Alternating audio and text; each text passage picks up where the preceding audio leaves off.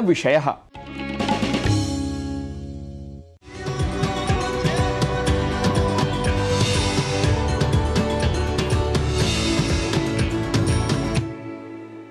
नमस्कारः।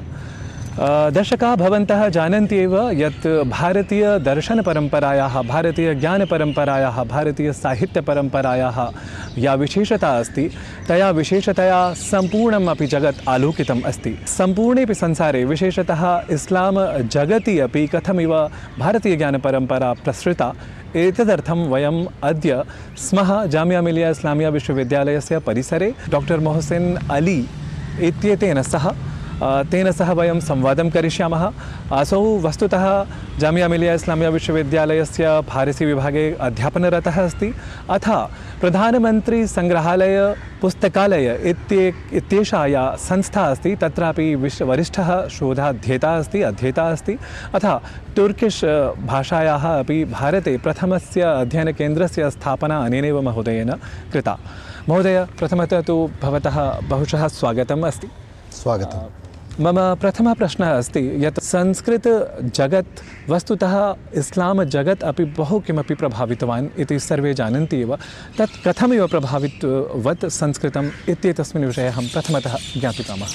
मैं थोड़ा एक ऋग्वेद का एक श्लोक कोट करना चाहता हूँ। संगच्छध्वं संवदं समवो मनानसी जानताम। इस श्लोक से बेसिकली हम ये सीखने को मिलता है कि आप साथ मिलें, बात करें, साथ चलें और एक तरह की सोच बनाएं। भारत जो है आज नहीं, आदिकाल से विश्वगुरु के रोल को प्ले करता रहा है। ठीक है, ये आज की कोई नई बात नहीं है कि भारत जो है विश्वगुरु बन रहा है। भारत शुरू से विश्वगुरु रहा है और इसकी जो साहित्य हैं और स्पेशली जो संस्कृत के जो वर्क्स हैं, इसने ना कि सिर्फ मुस्लिम साम्राज्य को, मुस्लिम जगत को, बल्कि यूरोप के सभ्यता को भी प्रभावित किया है। अगर इसकी बात अगर हम कहें तो सबसे पहले मैं आपको 5वीं या 6वीं शताब्दी में लेके जाना चाहूँगा, जहाँ पे खुसरो अनुशिरवान एक ईरान का बादशाह था। उसने अपने वज़ीर बुरजुइये को इंडिया भेजा था और यहाँ पे बुरजुइये ने जो है ना पंचतंत्रा, जो कि विष्णु शर्मा की रचित किताब है, और उसको उसने जो है ना सबसे पहले उसने पहलवी लैंग्वेज में ट्रांसलेशन किया। और पहलवी के बाद फिर 7th-8th सेंचुरी में जो है इब्न मुकफ़ा जो है उसको अरबिक में ट्रांसलेट करते हैं। तो पंचतंत्रा पहले पहलवी में हुआ, फिर अरबिक में हुआ, और अरबिक में होने के बाद ये पूरे विश्व में पंचतंत्रा आज विश्व के कम से कम 50 भाषाओं में इसका तर्जुमा हो चुका है। तो शुरुआत वहाँ से होती है तर्जुमे की। अब जब हम बात करते हैं कि 8वीं और 9वीं सदी की, जब अब्बासिद खलीफ का ज़माना आता है, जिसमें कैलिफ हारून अल रशीद और मामून तरह के लोग होते हैं, तो इन्होंने इराक़ में एक बैतुल हिकमा इस्टेब्लिश किया। बैतुल हिकमा को बेसिकली अगर हम कहें तो हाउस ऑफ विजडम, जहाँ पे पूरे विश्व से जो है वो स्कॉलर्स को बुलाए जाते थे और वहाँ पे वो ट्रांसलेशन का काम शुरू किया गया।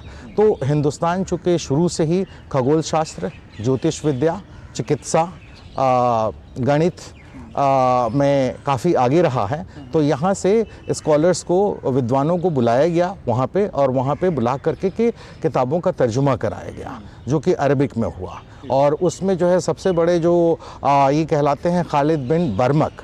बर्मक इज़ बेसिकली जो है वो बर्मक नहीं कहेंगे, ये basically he was a converted Muslim from Buddhism, and इनका नाम प्रमुख था। तो चूँकि फ़ारसी में ब नहीं होता है, ठीक है, अरबिक में ब नहीं होता है, फ़ारसी में प होता है, तो इस तरह से अरबिक में बर्मक हुआ, प्रमुख से ये बर्मक हुए।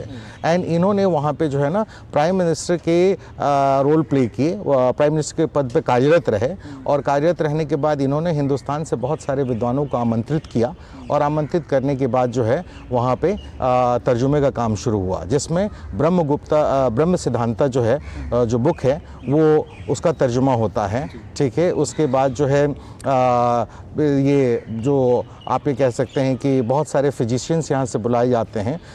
वेद मन का और कन का, ये जो दो वेद होते हैं, ये वैद्य जो होते हैं, वो आकर के वहाँ पे तर्जुमे का काम करते हैं। और इस तरह से काफ़ी सारे एस्ट्रोलॉजी पे, मैथमेटिक्स पे, एस्ट्रोनॉमी पे, लॉजिक पे, फ़िलासफ़ी पे काम तर्जुमे का शुरू होता है। तो इस तरह से संस्कृत की किताबों का पहला जो काम शुरू होता है वो बैतुल हिकमा से शुरू होता है और इराक़ में ये शुरू होता है और उसके बाद से जो है ट्रांसलेशन का सिलसिला कभी रुकता नहीं है। और इसके बाद जो है बहुत सारे ऐसे हैं जो ट्रैवलर्स, जोग्राफ़र्स, ठीक है, जो हिंदुस्तान आते हैं, जिसमें दमिश्की का नाम आता है, इब्न बतूता या अल-बिरूनी का नाम आता है, इब्न बतूता का नाम आता है। ये हिंदुस्तान आते हैं, ठीक है, सल्तनत पीरियड में, सल्तनत पीरियड से थोड़ा पहले भी, और आकर के जो है ये तर्जुमे का काम करते हैं। भवता यथा उक्तं यत् अनेके यात्रिणः, अनेके विद्वांसः अरब जगतः सम्बद्धाः ये सन्ति, अरब जगतः सम्बद्धाः येऽपि सन्ति। वस्तुतः ते अपि बहु किमपि प्रभावितवन्तः, नाम संस्कृतपरम्पराम् उज्जीवितवन्तः तत्र। अहं ज्ञातुकामः यत् तेषु एव विद्वत्सु एकः अल्-बेरूनी यः आसीत्, वस्तुतः असौ एव प्रथमः प्राच्यविद्, इंडोलॉजिस्ट यत् आङ्ग्लभाषायां वयं वदामः, सः आसीत्। वस्तुतः तस्य या प्रसिद्धिः अस्ति इंडोलॉजिस्ट प्राच्यविद् रूपेण, सा प्रसिद्धिः कथमिव? अल-बिरूनी जो है 1017 में महमूद गजनवी के साथ इंडिया आते हैं और आकर के जो है ना, वो चूँकि उनको लिंग्विस्ट थे, मल्टीलिंगुअल थे, ठीक है, ऑलरेडी उनको अरबिक आती थी, फारसी आती थी, ठीक है, उन्होंने यूनानी भी सीखी थी और इस तरह से वो आकर के यहाँ पे संस्कृत का अध्ययन करते हैं सबसे पहले। चूँकि उनको ऐसा लगता है कि संस्कृत से अध्ययन से जो है ना हिंदुस्तान के कल्चर को, सभ्यता को वो ज़्यादा अच्छी तरह से समझ सकते हैं। तो इस तरह से इसलिए उन्होंने एक अपनी किताब लिखी है तारीख़ हिंद या किताबुल हिंद, अरबिक में लिखी इन्होंने, ठीक है, और ये पहला मुस्लिम विद्वान था जिन्होंने इन्होंने ग्रंथ का भी अध्ययन किया। ग्रंथ में अगर हम जैसे कहें कि वेद पुराना, ठीक है, भगवद गीता, फिर आपको पतंजलि, ठीक है, योग पे लिखा। और इन्होंने जो अपनी किताबुल हिंद में बेसिकली हिंदुस्तान का कोई भी ऐसा जैसे चाहे वो रीति रिवाज हो, चाहे शादी हो, चाहे खान पान का हो, चाहे समाज हो, चाहे धर्म हो, ठीक है, चाहे हिंदुस्तान की आर्थिक स्थिति हो, ठीक है, उस पर सब पे इन्होंने चर्चा की है। यहाँ पे तक कि इन्होंने वर्ण व्यवस्था पे भी चर्चा की, बट वर्ण व्यवस्था जैसे यहाँ पे जो है वहाँ पे फारस की भी वर्ण व्यवस्था को कंपेयर करते हैं, लेकिन इन्होंने एक जगह जो अछूत की जो बात है, वो अछूत की बात पे इन्होंने ये कहा है कि वायु और सूरज, ये संसार में कुछ भी ऐसा नहीं होता जो अपवित्र या अछूत होता है। वायु और सूरज जो है ना, वो उसकी अपवित्रता को ख़त्म कर देते हैं और वर्षा जो होती है वो उसको धो देती है, एंड अंततः वो समुद्र में जाकर के मिल जाता है और समुद्र का खाना पानी जो है उसे फिर से पवित्र कर देता है। सो इस तरह की बातें इन्होंने बहुत डिटेल से अपनी किताबुल हिंद में लिखी है, जिसे इस वजह से इनको पहला इंडोलॉजिस्ट कहा जाता है और बहुत सारे स्कॉलर्स जो है इनको विद्यासागर का भी टाइटल देते हैं। वस्तुतः यदापि संस्कृतस्य समृद्धेः विषये चर्चा भवति तदानीं प्रायशः उच्यते यत् नाम मुगल काले, सल्तनत काले तथा प्रसिद्धिः संस्कृतस्य न आसीत्, परन्तु तथापि एवं विधानि उद्धरणानि प्राप्यन्ते यद्द्वारा ज्ञायते यत् वस्तुतः संस्कृतस्य येऽपि ग्रन्थाः सन्ति, नाम अनूदितग्रन्थाः येऽपि सन्ति, तेऽपि न्यूनाः न आसन्। वस्तुतः एतेषां काले अपि संस्कृतस्य येऽपि ग्रन्थाः आसन् ते अनूदिताः अरबी भाषायां, पहलवी नाम फारसी भाषायाम् इति। एतस्मिन् विषये विशेषतः हम ज्ञातुकामः। जहाँ तक आप सल्तनत काल और मुग़ल काल की बात करते हैं तो ये एक बड़ा लंबा सा पीरियड है और इसमें जो है स्पेशली जो है भारतीय धर्म ग्रंथ की बात कहेंगे तो जैसे कि आपका महाभारत है, रामायण है, वेद है, उपनिषद है, भगवद गीता है, योग वशिष्ठ है, पंचतंत्र है, पुराणिक लिटरेचर है, सिंहासन बत्तीसी है, राजतरंगिनी वगैरह। तो इन सब के ट्रांसलेशंस जो है इन सारे सल्तनत काल से मुग़ल काल के आखिर तक अगर हम बात करें तो ये सारी किताबें कई बार ट्रांसलेट हो चुकी हैं, ठीक है। कुछ अरबिक में हुई, अरबिक से फिर फ़ारसी में हुआ, ठीक है, कुछ पर्शियन में ही रहा। जैसे अगर हम महाभारत की अगर हम बात करें तो महाभारत का जो वर्जन है वो 5 वर्जन है, ठीक है। रज़मनामे तो हम एक जानते हैं कि अकबर के टाइम में हुआ था, ठीक है। और रामायण 6 वर्जन में ट्रांसलेट हुआ, वेद जो है 1 वर्जन में, उपनिषद को दारा शिकोह ने किया, ठीक है। भगवत गीता 4 वर्जन में ट्रांसलेट हुआ, ठीक है। उसी तरह से अगर हम कहें कि योग वशिष्ठ तो वो भी 4 वर्जन में हुआ।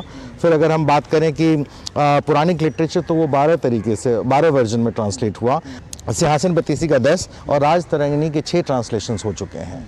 मम अन्तिमः प्रश्नः यत् अन्ये नाम केचन ग्रन्थाः तादृशाः वा सन्ति येषाम् अनुवादकर्म वस्तुतः फारसी भाषातः, अरबी भाषातः, लैटिन भाषातः वा संस्कृते नाम अनुवादः जातः। 15वीं सेंचुरी में एक ज़ैनुल आबिदीन है, बादशाह हैं कश्मीर के, जिनको अकबर का भी टाइटल दिया जाता है। उनका रुझान ये दोनों धर्म के तुलनात्मक अध्ययन में भी था। तो पहले जो श्रीवरा नाम के एक जो है विद्वान हैं, उन्होंने जो है ना यूसुफ और जुलेखा जो जामी की किताब है, ठीक है, उसका उन्होंने जो है ना यूसुफ और जुलेखा को जो है ना पहला तर्जुमा उन्होंने संस्कृत में किया, श्रीवरा ने। दूसरा, अगर हम 15th और 16th सेंचुरी में आते हैं तो ये जो कुतुबशाही डायनेस्टी है और बहमनी डायनेस्टी है, इसमें बहमनी डायनेस्टी में मोहम्मद शाह ने जो है ना अपनी एक किताब लिखी है, संगीता मलिका, जो कि संस्कृत में लिखी गई। और उसके बाद जो कुतुबशाही डायनेस्टी की अगर हम बात करें तो कुतुबशाही डायनेस्टी के जो बादशाह हैं अकबर शाह, इन्होंने जो है ना वो एक किताब लिखी श्रृंगारा मंजरी, जो कि ये संस्कृत में लिखी गई है। सो अभी तक तो मेरे शोध के मुताबिक यही 3-4 किताबें मिलती हैं जिसका अनुवाद जो है वो फारसी से संस्कृत में हुआ है। एवं नाम वस्तुतः तेषां ग्रन्थानाम् अनुवादः नास्ति, वस्तुतः अत्र सिद्धान्तानां तेषां सिद्धान्तानां वस्तुतः तत्र उपस्थापनमात्रमेव इति। महोदय, अत्र भवता भारतीयज्ञानपरम्परा समृद्धेः अथ इस्लाम जगति वस्तुतः का समृद्धिः भारतीयज्ञानपरम्परायाः कथमिव विशेषयुता जाता इत्येतस्मिन् विषये भवता बहु किमपि विशेषतः विज्ञापितम्। एतदर्थम् अहं मन्ये दर्शकाः उपकृताः भवेयुः, वयमपि उपकृताः नाम स्मः एव। तदर्थं पुनरपि वयं भवते धन्यवादान् समर्पयामः अथ नमस्कारान् ज्ञापयामः। नमो नमः।